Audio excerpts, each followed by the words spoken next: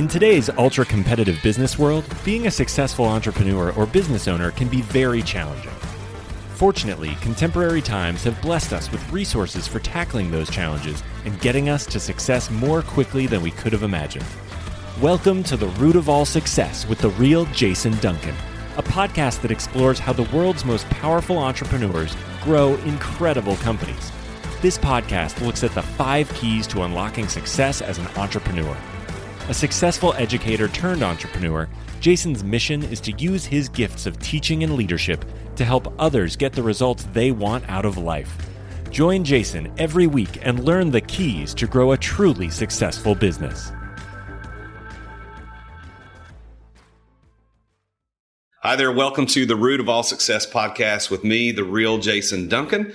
This is a podcast where I interview some of America's most powerful entrepreneurs, and I talk with them about how they got to success, how they grew incredible companies.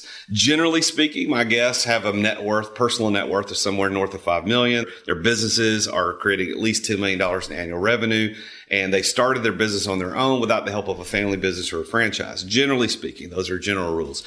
So what we're talking about in this podcast is the theory that I have that there are these 5 indisputable keys to success. I refer to them as the 5 Ps: passion, place, people, preparation, and plan. And I look at these 5 Ps and I kind of filter them through the people that I interview on the podcast. And what I find is that every single time I talk to a successful entrepreneur, their stories and their businesses intersect with those 5 Ps somewhere. So we're going to talk about that today with our guests. But before we get into that, I want to talk about where we're filming. So this podcast is not only an audio podcast that's on all the podcast players, Stitcher, iTunes, Spotify, etc. It's also on my YouTube channel. And my YouTube channel is youtube.com/C for channel /The Real Jason Duncan. So you can watch these podcasts as we record these here live from the Standard at the Smith House in Nashville, Tennessee. We're in the Matador Room, which is a gorgeous place. The Standard is 18,000 square feet of Southern style and sophistication. It is one of the happy places for me on earth. I love coming here. It's one of the top 5 cigar bars in the country. Amazing steaks. The restaurant's just 5 stars. Unbelievable experience. If you ever come to Nashville, you need to look me up and you need to come take a look at the Standard. It's one of the great places in Nashville. And we're very honored to have Josh Smith, the owner and proprietor, allowing us to record these podcasts here in the Matador Room at the Standard. This episode today is brought to you by Results University. You can go to resultsuniversity.org. It is the world's premier online educational platform for entrepreneurs and business leaders. It covers 5 subject areas of entrepreneurship, leadership, sales, financial literacy, and even has elective courses in spirituality and faith. It takes, there's 27 courses, over 200 lessons, takes anywhere from 18 to 24 months to complete. It's completely self-guided. The online tuition is very reasonable. It's certainly a lot less expensive than getting an MBA or a bachelor's or a master's in entrepreneurship. And it'll actually prepare you for everything you need to know about how to start, how to build, how to grow, and how to exit a company successfully. So that's what Results University is all about. Are you ready for success? For the listeners to this podcast, you can go to resultsuniversity.org/root, like the Root of All Success podcast, but resultsuniversity.org/root, and you get a special discount on tuition just for being a listener to the podcast. All right, that's enough of the pre-show stuff. Let's go ahead and get straight into the show. All right, so after walking away from a so-called perfect career in finance, my guest took a position as a project manager where she worked with a seasoned crew of subcontractors to build a French chateau in Bel Air. And then, of course, she moved here to Nashville, where we're recording this today. That was in 2016, I think. And she said that she wanted to bring to Nashville her sense of California style. And so starting with a focus on residential condo market, she grew the CA South, which is her company. We'll talk a lot about that today. CA South Fund to what now includes multifamily mixed use, industrial and office projects, as well as opportunity zone projects. And she has been involved in the development and construction of over $780 million worth of projects. Over 1 million square feet have been developed to date. And not only is she a license in real estate, commercial and residential, contracting, but also has a private pilot's license, which I didn't know until I read the bio. That's pretty cool. And has a bareboat charter sailing certification, which I happen to know that you were on a sailboat recently because I know your husband. He was telling me a little bit about that. She has been named as a woman of influence by the Nashville Business Journal. She was one of the top finalists in the 2019 Entrepreneur of the Year Next Awards. And the list goes on and on. I believe when I looked at it, she had been featured in over 14 different publications. So I want to welcome to the root of all success, Meg Obal Epstein. Thank you, first of all, for being here. This is such an honor to have you on the show. So tell us, as we get started, how did you go from the perfect career in finance that you described, like this is awesome, to, well, let me move from California to Nashville and start this amazing development company? Tell us how you did that, and then we'll kind of dig in a little bit. Sure. Thanks so much for having me. I'm glad I qualified for a successful entrepreneur. But, when I was graduating from college, I was going into finance because that was sort of what you did, or, to be an analyst. And what I realized, I was in Barcelona studying abroad senior year and really fell in love with a lot of the architecture there, obviously. And so I thought, I don't want to go back and just live in spreadsheets. And so I got a job I went to school in Westwood at UCLA. So it was right by all these beautiful, huge mansions. And I would go and run around the neighborhoods and got to know a couple of the contractors that were building the houses. And anyways, talked them into giving me a job out of college with no experience in construction. But, they threw me in a job site with a bunch of contractors essentially. And so, I'd eat off of the taco truck every day and just was one of the guys for a couple of years. So I learned construction that way, and it worked out because I probably would have gotten laid off because that was right before the 2008 recession. So that worked out, and I learned, the ins and outs of building and all about concrete and grading and all those things. And so that gave me a good foundation for, being in development. I've always been interested in development, but it wasn't going to happen at that time because the market had just halted. Yeah. Well, one of the 5 P's of success, as I referred to in the intro, is being at the right place at the right time. Right. And it sounds to me like your jogging circuit put you accidentally in the right place at the right time. Would you agree with that? Kind of being at the right place at the right time? Yes. Yeah. Tell us about the first person or so that you met. Like, did that person stay instrumental in how you worked through becoming proficient in the construction business, or was that just kind of a fluke, that person, and then you move on to other people, or what? Yeah, my very first boss was, pretty integral because he gave me a chance. In 2008, there were plenty of more experienced construction managers out there that needed a job. But I think that, having a balance of more an academic approach to construction worked out. So, for him giving a chance on me, I think was great. More relevant to today is probably, one of my first investors in the commercial space. Once I got to Nashville, there's a few key people that I would, not being able to get to where I am because of them. So. Well, so thank you for bringing that up, because again, that I think right place, right time is part of that, but also knowing the right people and the power of that network and having the right person that can kind of give you that nudge into the right direction. So share as much as you're comfortable with, but like when you moved from California to Nashville, who was that first investor that you can really think that guy or that lady, he or she was the person that really pushed me to this new opportunity? Sure. I would have to say my very first fund investor. So when it's right place at the right time, and I think about that, I'm still a firm believer, you make your own luck, right? And everyone, so I was running around those job sites, but it was because I loved architecture and I was going to do anything to get that job. And I, whether or not to end up on a job site. So I just like to say that for other entrepreneurs out there, right? And my first investor, I had no real track record and experience, and I cold called him. And he came down to come look at one of my first projects here, and he invested $8 million with me.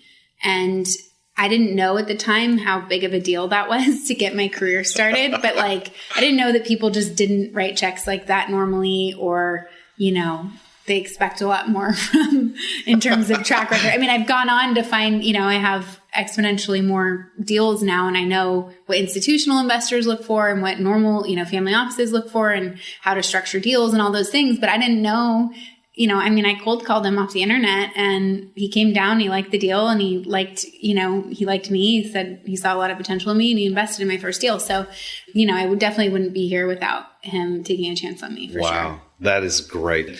And of course, you know who he is. He knows who he is. And you can be, all listeners to this, and you and I can be that person for somebody else. Mm-hmm. I mean, think about the power we have. Like, the keys to success include knowing the right people. I don't think anybody would disagree with that.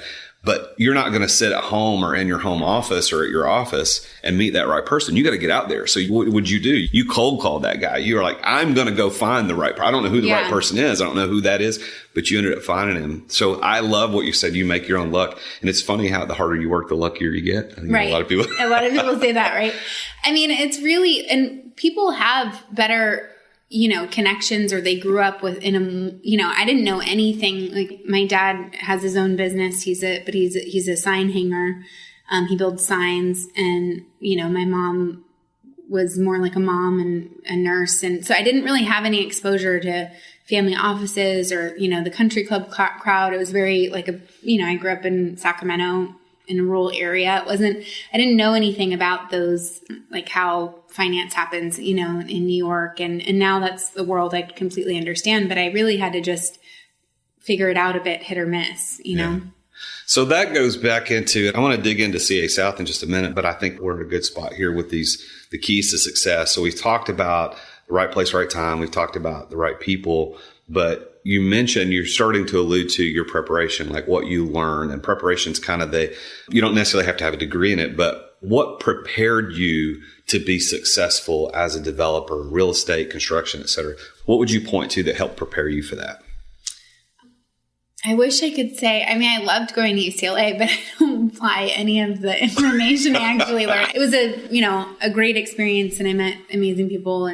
But one thing was the CCIM courses. That was very integral for me to get up to speed quickly on commercial. It's commercial. Actually, I don't even know. I have to look at what it stands for. CCIM. It's a commercial real estate designation, but it's essentially 4 pretty rigorous courses on development and... So I'm Googling it right here. Let's see. Certified Commercial Investment Member. Yeah. There you go. Certified Commercial Investment Member. And there's some pretty rigorous courses in there that are applicable to real estate development. And so that was kind of how I learned to underwrite and kind of quickly get up to speed in commercial real estate. And then on the other end is just, I was willing, and I think a lot of people in my generation or younger are kind of, unwilling to get on the phone and really reach out to people. And to be honest, when I first had a deal that I wanted funded, I literally Googled like real estate funding, like, you know what I mean? And I learned all the difference between debt and equity and what kinds of, equity and who writes checks and what's the difference between an investment banker and a private equity firm, and high net worth and syndicating and all those things. And it was really just being willing to put in the work and, pound the phones really in the beginning to kind of get a sense,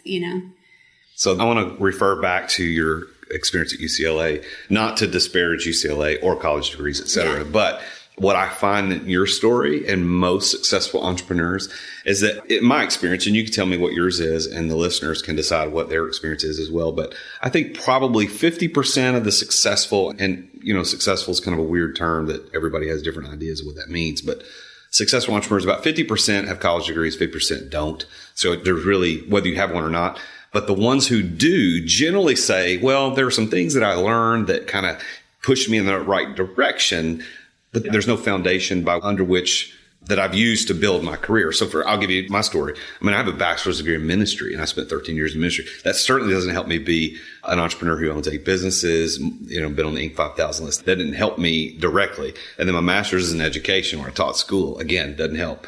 So how do you see how your experience at UCLA actually fed into what you do? Did it help? Did it not help? Was there slight help, or what would you say? Yeah, I think it definitely gave me a strong foundation I've always had a very mathematical mind and I've liked school. So I think it took quite a bit of accounting. That obviously is very applicable to my business today. But just in terms of, it's a very academic school. And so it doesn't have, there was not a lot of vocational, and my husband and I will go back and forth and joke because he went to USC and my general counsel went to USC. And obviously there's always this fun rivalry, but I do see that they had a little more vocational, more applicable type courses. So. Yeah. So you actually, when you had your degree, you earned the degree in California at UCLA, and then some years later, you decided to move to Nashville. When did the CCIM Institute become part of your story?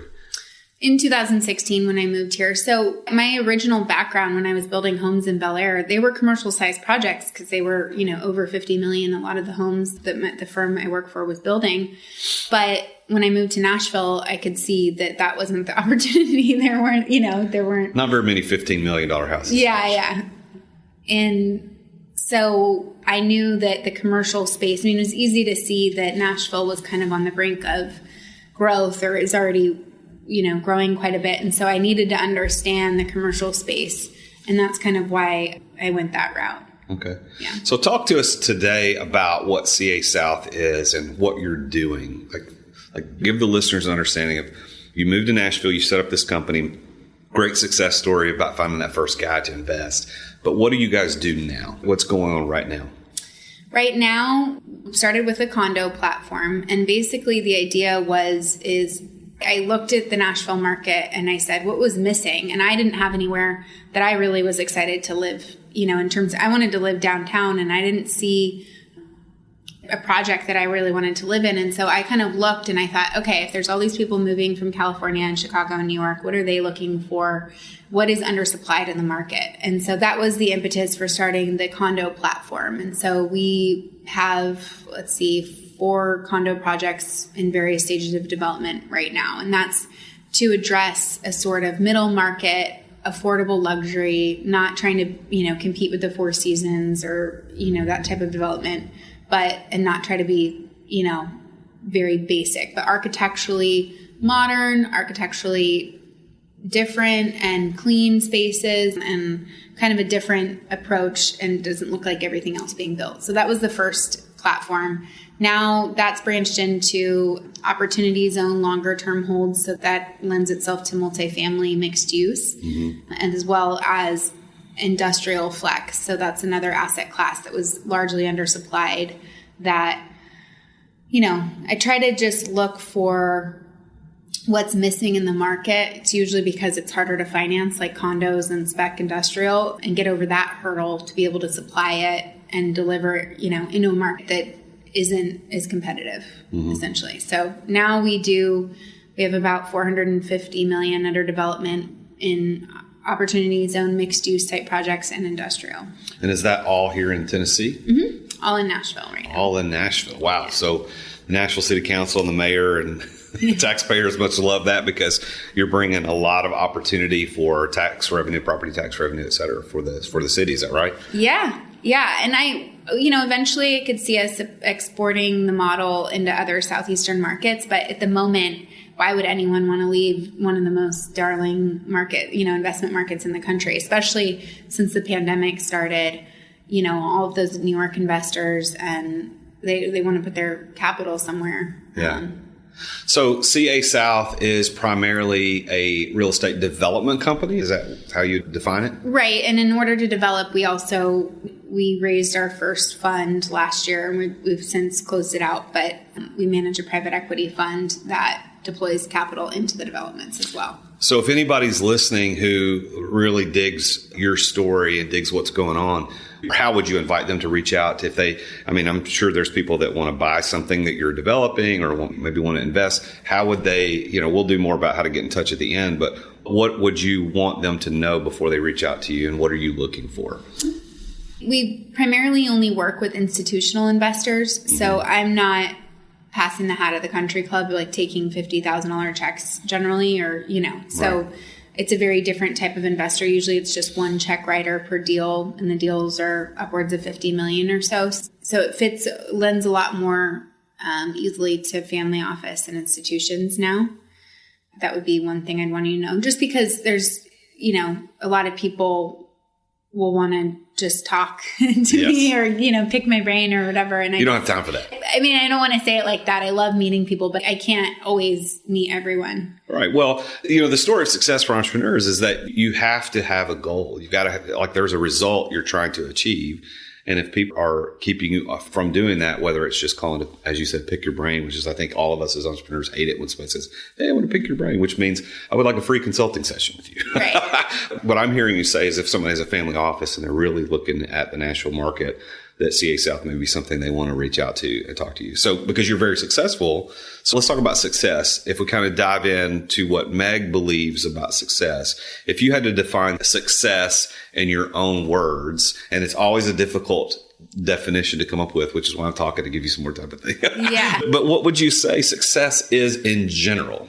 So, I mean, obviously people initially think it has to do with, it's a financial element, and it is to a large degree. I just spent the early part of my career working for essentially, 100 millionaires, people that are on a totally different level.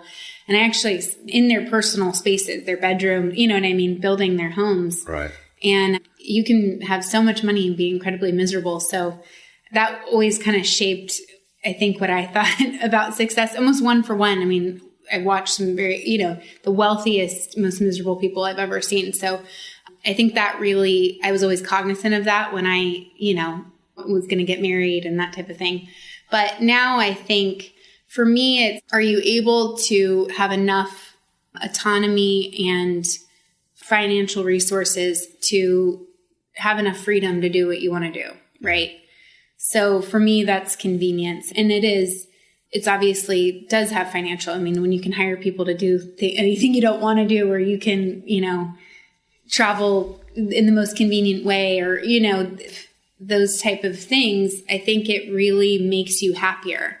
Now, I don't think I would consider myself successful if, a lot of people have money, but they don't have any freedoms. And so to me, it's like, okay, I can decide I want to launch a new vertical, and I have enough resources and I have enough intelligent people working for me that I can decide to do that. Or I can leave at 12 today because I want to go home, or, you know what I mean? I don't, right. But it's like, it allows you to have enough freedoms to do what you want. And so that's what I would think.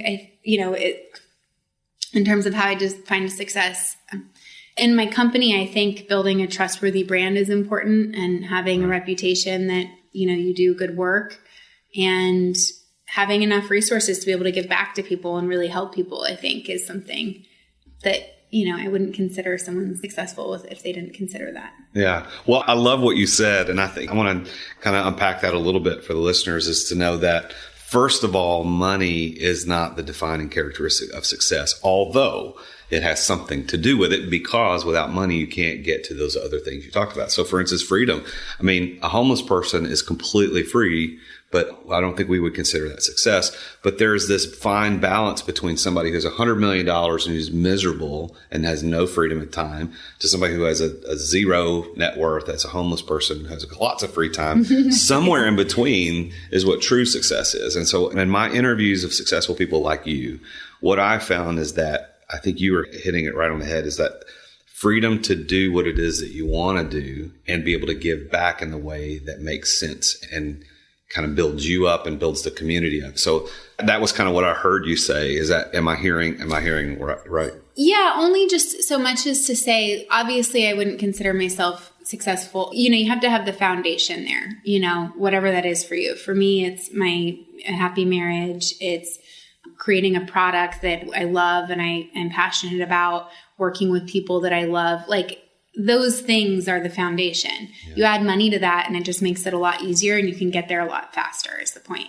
And so I just think that a lot of people tend to think, that money is either the answer or it's evil or something, like there's a lot of weird ideas about money. And I just look at it in terms of its opportunity and freedom. And, I have been an executive director of a nonprofit for a long time. And what I ran into is, if you want to do and make a big difference, you need the resources to be able to, get your concept out there, or, hire people to do it. Yeah. So unfortunately, even if you have the best hopes or, intentions in the world. It takes resources on this planet to execute. And so if you're on the right track and you have that foundation, then I think it just makes it exponentially easier and you can get what you want faster. I love that. That's so good. That's a great perspective. And I think it really does start with our foundation. So if people want to be successful, but they're greedy or they're manipulative or they're self-centered, I think what that does, it ends up leading to, no matter how much money they get, it just amplifies who they really are.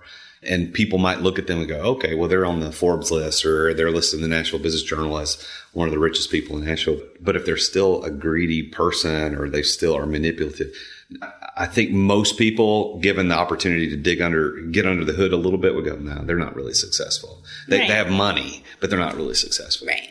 Which is why I think when I started this podcast, The Root of All Success, it was, I want to look, how does success grow?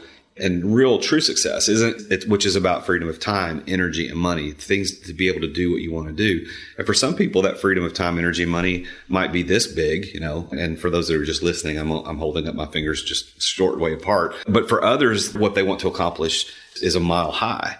So both could be successful, but the perception from the outside was, okay, this guy is not a millionaire, not successful. This guy is a millionaire, successful. But that's not true, right? I mean, do you know a lot of millionaires? Well, you mentioned it. You build houses and help people that were 100 millionaires and they were absolutely miserable human beings. Yeah. Nobody wants that. I hate to say I hate to say that it was one for one, but it happened to be, I don't know, I had a handful of that, it's a bit of a past life for me, but it definitely, I was 22 at the time. So I remember thinking, okay, it's not just about money, you have to make sure you're being an ethical, good person and trying to help others. I think essentially comes down to is how are you helping others with, whether it's being an entrepreneur like what you're doing, or I'm creating spaces for people that they like and can access affordably, or whatever it is, how are you really making an impact on others? And if it's super positive, then I think, you would consider that successful. Yeah. I don't know. I think you alluded to this earlier in your story about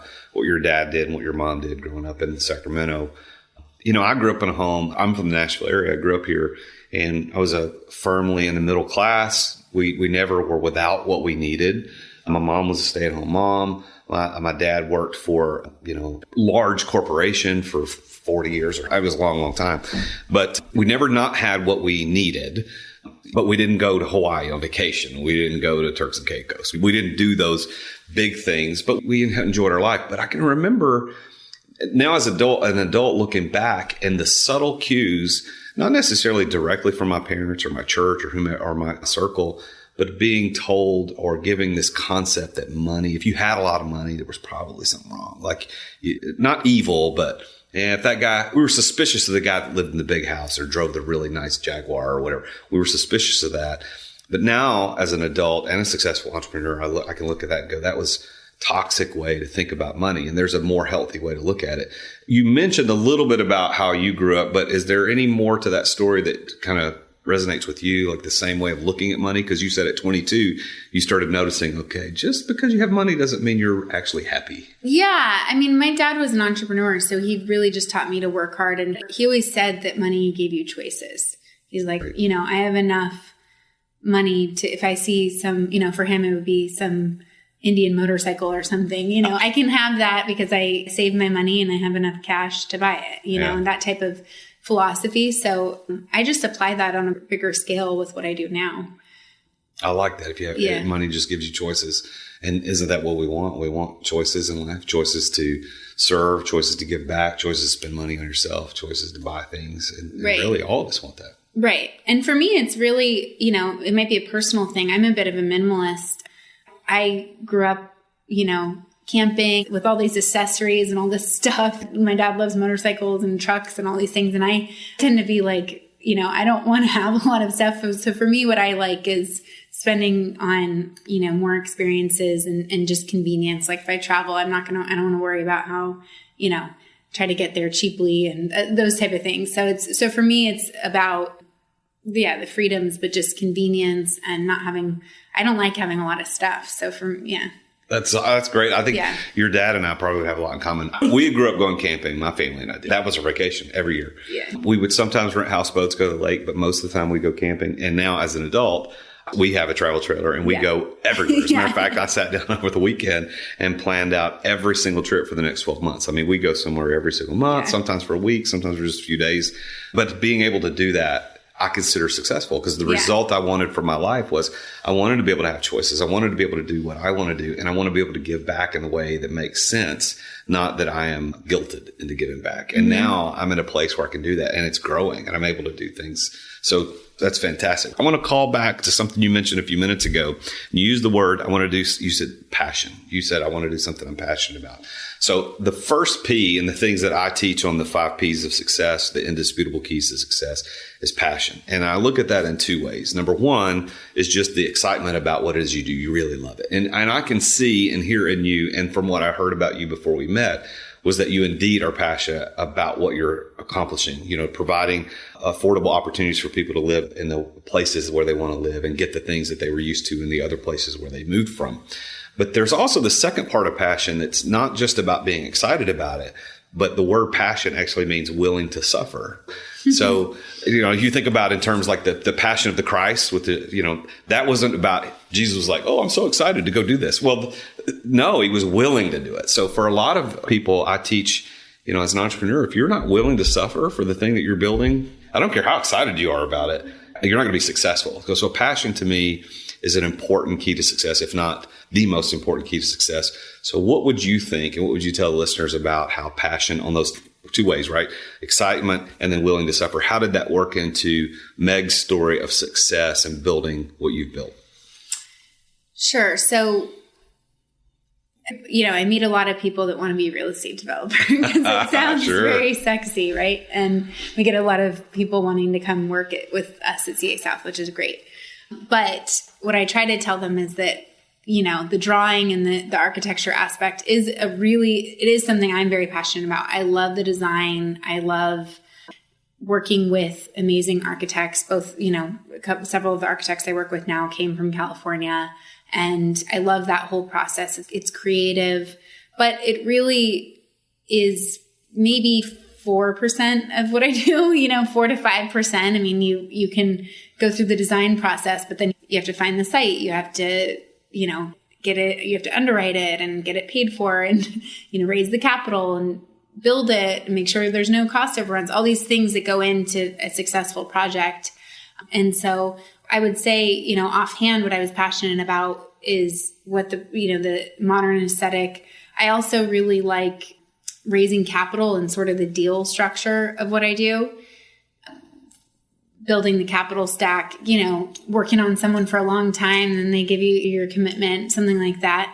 I'm very passionate about that. But I mean, all of that is to say that the 95% of it is hard work and persevering through that, right? So before I got that first investor that I had mentioned before, I mean, I was cold calling every day, not knowing what I was doing, just off different lists online and just Googling and calling every day for 8 hours a day, until I got one guy that said he'd come to Nashville. And even then he wasn't even sure he was going to invest, So there's a lot of, as you said, suffering that went into me getting to where I am today. And I think that you can't have either one, right? Like you can't be completely miserable at what you're doing to get to, to push through. You have to have some ounce of passion for what you're doing, but you also can't just be super excited, super passionate about something and not be willing to suffer through. So I think it's about a balance. And then there's people like, Sherry Deutschman is one of my mentors. She's incredible. I mean, she made her company successful. It was a medical billing company. Like she wasn't passionate about that at all, but she was passionate about, building the team and giving her people, incentives and all the things that she did to be a great entrepreneur. So I think it's definitely a balance. And I don't necessarily think you have to be, super passionate about what you're doing, quote unquote, if you've gotten your company in a place that you enjoy it. Yeah. Well, I'm so happy to hear you say that because that's actually, I take great pains to make sure people understand that. Like my big first company that was successful was in the LED lighting space. I've never been passionate about lighting, but what I was passionate about, the things you described about Sherry, is like, I want to build a team. I want to provide a company that people can work for and love working here, and provides for their families, sends their kids to colleges. That's passionate. And, Sherry actually would be a fantastic. She and I've met a couple times, but I'd love to have her on the show. So Sherry, if your people are listening, reach out to me. We should get together. But I actually had a good friend that I rode motorcycles with, which is another reason your dad and I probably get along. Gotta hang out. It worked for Sherry for a long time and loved it. Absolutely loved it. But I think it was before she sold the company. But let's kind of wrap up the conversation with this. So passion, place. We talked about people, preparation. The last P is plan. And when I talk about plan to people, a lot of people misunderstand me and they say, well, I was successful without a plan, without a business plan. And that's not what I'm talking about at all, because the business plan has its place. And in Results University, the university I founded, I actually teach people how to write business plans. But I also want them to understand that is not an essential part of being successful as an entrepreneur. I started my company in 2010 without a business plan and grew it to be a multi-million-dollar company. And I don't know if you had a business plan or not, but that's not what I'm talking about. What I'm talking about with plan is the ability, or strategy rather, the strategy to obtain and deploy the resources required to be successful. In your case, you needed investors. You needed financial resources to be successful. And it sounds to me, based on the story you just told us on this podcast, is that your plan was, I'm going to cold call every single day till I get somebody willing to write me a check. And that was the resources you needed. And once you got it, boom, then you go. So tell us about how, whether a business plan, that's kind of an aside. If you had that, that's fine. But is that how your plan worked, or was there more to it than that? That was how my plan worked. I mean, the reality was I always knew I wanted to be a real estate developer. And that was in my core, since when I was still in college. And I thought, okay, I want to be a real estate developer. Now, I think what a lot of successful entrepreneurs do, now there's a lot of more brilliant, innovative, I am a working machine. I'm a lot of things and persistent. I'm kind of, I can be really aggressive and I have certain qualities, but there's a lot of people that are more innovative and creative than I am. And what I look at is that you have to be, like, I knew I wanted to be a real estate entrepreneur, and instead of inventing something or doing something differently, all I can do is I can see a path and I can take advantage of, pivot in a way that takes advantage of certain things. So I noticed that there's a gap in the condo market. Okay, I'm going to collect my data, work towards that, and pivot along the same path to where I'm going, which is real estate development. So I think you have to be able to observe enough and take advantage of the opportunities in your space, whatever that is, to bend your model towards that while still remaining on track to what the end goal was. So I was going to be a real estate developer. I initially thought I would be developing high-end homes for, luxury homes for people. Now I'm doing, industrial buildings in Nashville. So it's different. The core goal is still there, but I pivoted based on the market conditions and where the opportunities were and looked for them. And so I think as long as you keep like a vision board or your persistence or whatever your goal is, you keep that in mind and stick to it, because in entrepreneurship, it's super easy to give up. And I've watched people say they're going to do this thing and then they're going to do another thing. And then they change their mind and they're going to do another thing. So I was a horrible real estate developer in the beginning, like lost money, like horrible, right? Like I shouldn't have kept doing it, but I literally just kept doing it long enough to where I figured it out and persisted. But, I didn't continue to do the things that weren't making me money or commit those mistakes. I pivoted and kept going towards that path. So there's this thing that I teach in Results University, and I also teach my coaching clients through my company Results Through Integrity, where I train them on this thing called the law of separation. And you just so eloquently described it, and you didn't even know you were describing this law. But the law is that you separate your vision from the strategy. So your vision, I want to be a real estate developer. I want to be a successful real estate developer. That was your vision. And I want to do it. But the way that you do it, the strategies, you use the word pivot. You pivoted a bunch, but your vision stayed constant. And so many entrepreneurs who fail look at that failure and say, okay, well, my vision was wrong. Instead of being a real estate developer, I'm going to run an investment firm or something. And they change the wrong thing. Keep your vision Like Right. the vision's the vision, right? Change the strategies. And the strategies, if I really dug in, we could probably figure out that your strategy probably changed 6 or 7 times before you found the one that worked. And that got you to success. So anybody listening, just stay true to your vision. Stay and true maybe to that. if they do your university, they could figure that out a lot more easily than I did. But I think the point is, you don't want to, what people don't realize is every time you pivot your vision, I mean, you're starting over at ground zero again. And at least I had the lessons, even if I had failed at them, I had those lessons and I still remember certain things. If it's $100 million deal, I still remember, hey, I'm not going to get debt from the wrong person or whatever it is, like those lessons that I learned the hard way. It's just a note to perseverance. And I love it because, it's not just theory. It's not me just teaching students about this stuff. It's coming. And I didn't seed you with that concept. You brought that up.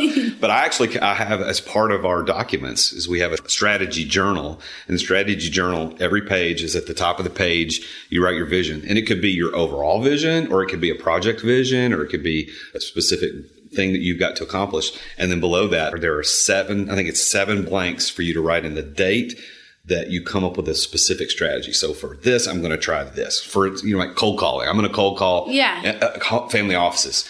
And then at the end of the little line, it says, did it work or not? You check yes or no. And then if it says no, then you go to the next one. All right, here's my new strategy. But you leave that vision alone. Anyways, I guess I'm doing a lot of plugging for my stuff, I guess. No, it sounds great. Do that. I wish I could have figured that out. It's a fast track to figuring that out. Well, so Meg, how can people get in touch with you? Because I think that you're a very powerful woman in the Nashville market, but not only here, I think your reputation is growing beyond that. I think what's happening is what I'm hearing through you and through other people is that there are people in other states that are going, hey, CA South, we need to pay attention to that. We can take this model to other places. So how can people get in touch with you? And remember, they're not going to call you to pick your brain, but how can people get in touch with you or get in touch with your company? Yeah, I check my LinkedIn, weekly. And then on my website is my assistant's email, social. That's probably the best way, is if emailing my assistant and she'll get the message to me. So your LinkedIn is linkedin.com/NIN/Meg Epstein, and that's EIN at the end of her name. And then you can send her an email. Can I give your email address? Or just my assistant. And what's her email address? assistant@casouthdevelopment.com. So assistant@casouthdevelopment.com. And so CA stands for California South. That's right. Well, once I heard your story, it's like, okay, what is CA South? I was thinking, is it initials for somebody's name? Like, well, Meg, and I know her husband's name. It's not a C or an A. It's like, oh, it's California. It's kind of interesting. Is there a cool story behind that, or is that just? It used to be California South. And then people were like so confused. They thought I still built in California. And I was like, no, I'm like anti-California. I'm like a full Southerner now. And we just abbreviated it. Well, your timeline, by the way, your timeline was pretty fast on this, at least from my seat, is you moved here in 16, which we are recording this in early 21. So we're 5 years removed from that. And you've built something pretty amazing. So that should give comfort to people who are like, I don't know, how long is this going to take? I mean, for some people, it doesn't take very long. Others, it might take a lifetime, but you can get to success if you just keep your vision. So that's fantastic. Yeah, and think big enough.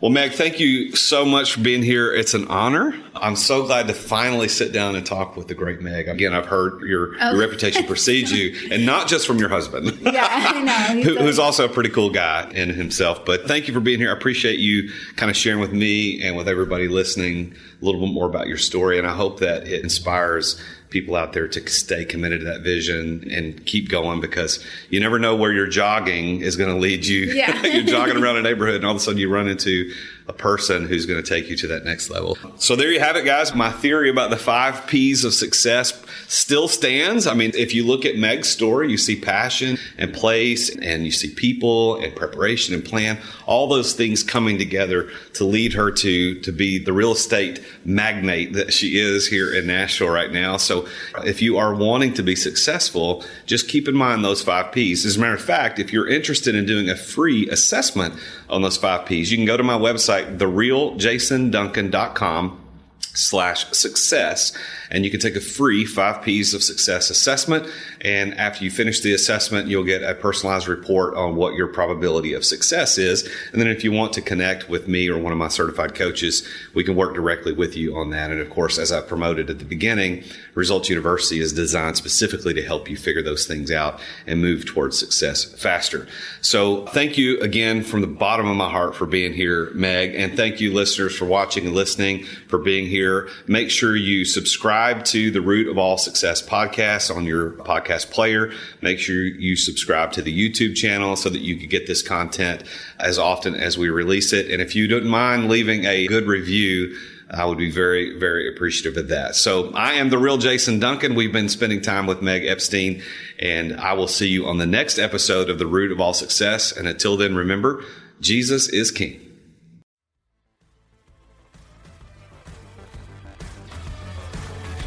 Thank you for listening to another edition of The Root of All Success with the real Jason Duncan.